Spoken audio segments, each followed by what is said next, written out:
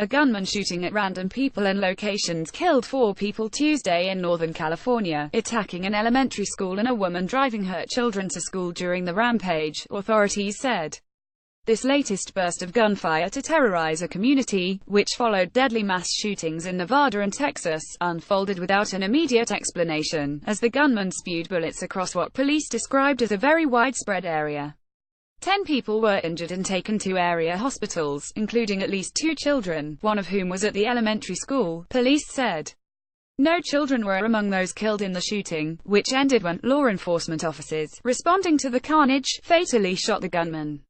Even as authorities described a gunman leaving a bloody trail through the rural community, they also warned that the horror, as tragic and as bad as it is, could have been so much worse, as Phil Johnston, an assistant sheriff in Tehama County, told reporters. When the gunman arrived at Rancho Tehama Elementary School on Tuesday morning, he rammed the fence and marched onto the grounds wielding a semi-automatic rifle and wearing a vest embedded with additional clips, Johnston said, but the gunman was unable to enter the classrooms, because school officials had heard gunfire and immediately locked down the premises, Johnston said. The attacker fired dozens of rounds at the school, officials said, shooting out windows and through the walls of classrooms, injuring at least 1 student with gunfire and others with broken glass. But because he could not get inside, the frustrated gunman abandoned the school after about 6 minutes and went elsewhere, said Johnston, praising school officials who saved countless innocent children. The bloodshed began shortly before 8 a.m., Johnston said. Police received multiple 911 calls of multiple different shooting sites, including the elementary school in Rancho Tehama Reserve, a small area about 135 miles north of Sacramento, he said. It was very clear early on that we had a subject that was randomly picking targets, Johnston said. Johnston declined to identify the gunman late Tuesday afternoon, saying officials still had to notify the man's next of kin, but said the shooter had previously been known to law enforcement. Police did not immediately identify a motive for the attack, though they said it was apparently preceded by a dispute the shooter had with a neighbor. The gunman was arrested and charged in January with assaulting this neighbor, an unnamed woman, with a deadly weapon. She was among the victims killed Tuesday, said Johnston, who declined to identify her or a man found dead in the same area. Earlier Tuesday, Johnston had said police were told by neighbors that there was a domestic violence incident involving the suspected attacker, who had a residence in Rancho Tehama. A restraining order had been issued against the shooter, Johnston said, but he did not know the specifics of the order. This is an individual that armed himself, I think with the motive of getting even with his neighbors, and I think when it went that far, he just went on a rampage, Johnston said. The gunman's wrath was indiscriminate, according to the sheriff's office. He fired at homes as he passed and, at one point, intentionally crashed into a vehicle with other people in it, only to begin shooting at them as they got out, killing one, Johnston said. In another apparently random encounter, a woman was driving her children to school when she crossed paths with the shooter. He opened fire on them without provocation or warning, severely injuring her and wounding one of her children, Johnston said. She told me that she doesn't know this person, never seen this person, does not know why. He started shooting at her, Johnston said. She was just passing by him. The gunman also did not have any apparent connection to the elementary school or anyone inside it, Johnston said, and chose the school as a random target. One boy at the school was shot and wounded when the gunman fired from outside, Johnston said. School officials said that student was in stable condition. It's a very sad day for us here in Tehama County, Johnston said. Brian and Tiffany Rogers, who own the shop Coffee Addiction, can normally hear kids laughing at the elementary school less than a mile away. On Tuesday morning, they heard gunfire. When I heard the shots I could tell, I know my guns, I knew it was an automatic rifle, Tiffany Rogers said. I could hear the kids screaming. You could hear the trauma. Brian Rogers said he recognized the gunman, who had been fighting with his neighbors for a long time over piddly stuff, such as burning garbage. Before the attack on the school, Coy Ferreira, 32, whose daughter is a kindergartner there, said he heard what he thought were fireworks.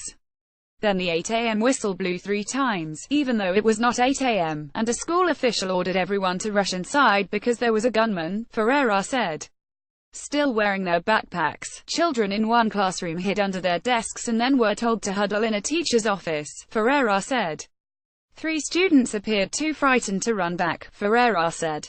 The gunman, visible out the window, wearing green camouflage, Ferreira said, fired a volley of bullets at the classroom's windows.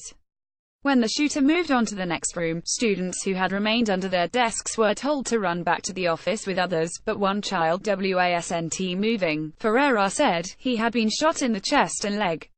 The other teachers came out to try to stop the bleeding, and the boy was eventually taken to the hospital, Ferreira said. That's when he started crying that he wanted to go home and be with his mommy, he said. He didn't want to go to the doctor. This 5-year-old shot twice. Ferreira said he told his daughter that she was smart and a good listener for doing what she was told. She said, "Daddy, you told me there would be no bad people at school," Ferreira recalled, and how am I supposed to answer her? The ages of those killed and wounded were not immediately released by authorities. Enloe Medical Center said it received 5 patients from the shooting, 3 of whom were treated and released Tuesday. 2 remained hospitalized by the afternoon, according to a hospital spokeswoman. While the victims' ages were not immediately available, the hospital had said earlier it was treating at least 3 children. When law enforcement officers found the gunman, he was chasing and firing at another vehicle, Johnston said. An officer rammed the gunman's car, forcing it off the road, and he exchanged shots with the officers, who killed him, ending his rampage. After the shooting, Johnston said police recovered a semi-automatic rifle and 2 handguns believed to be used by the shooter. The FBI dispatched teams to help local authorities respond to the shooting, and the Bureau of Alcohol, Tobacco, Firearms and Explosives also sent special agents. The shooting rampage in California comes as many are still struggling with the psychic and physical wounds left behind by recent mass shootings at other seemingly safe places across the country. Last week in Texas, a gunman attacked a small church outside San Antonio during Sunday morning services, killing 26 people, and injuring 20 others. A month earlier, a gunman in a high-rise Las Vegas hotel suite opened fire at a country music festival far below, killing 58 and injuring hundreds more in the deadliest mass shooting in modern American history. This latest public attack happened in Rancho Tehama Reserve, a rural subdivision described on its website as a quiet private country community in the heart of Tehama County, California. Gov. Jerry Brown D. said in a statement that he and his wife were saddened to hear about today's violence in Tehama County, which shockingly involved schoolchildren. We offer our condolences to the families who lost loved ones and unite with all Californians in grief. Vice President Ive posted in a message on Twitter that the White House would monitor the situation, provide federal support and pray for comfort and healing for all impacted. After the gunfire, worried parents were trying to get to their children at the school, according to a reporter with Action News Now, a local news operation. The school will be closed until further notice, to allow law enforcement agents to complete their investigation and to make repairs.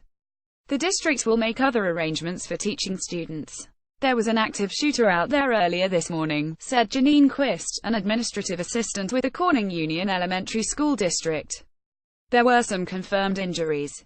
Speaking at about 10:30 a.m. local time, Quist said parents were able to get to the school to see their children. Aaron Williams in Rancho Tehama Reserve, Calif, and Jennifer Jenkins, Julie Tate and Ellie Silverman in Washington contributed to this report.